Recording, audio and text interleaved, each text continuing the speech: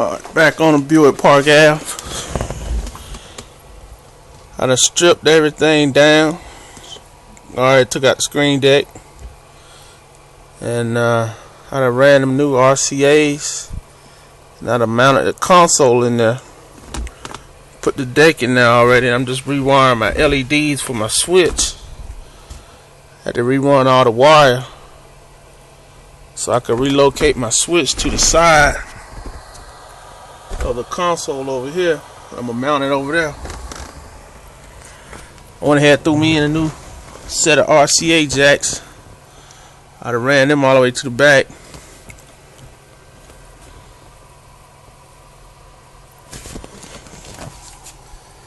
And I'm gonna go ahead and finish wiring up my LEDs and rerunning that wire so I can go ahead and hook them up.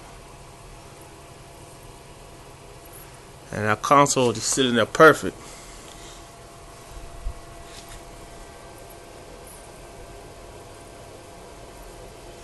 All I do is throw in my 6.5, mount them inside the console, and run that wire back to that 4-channel amp.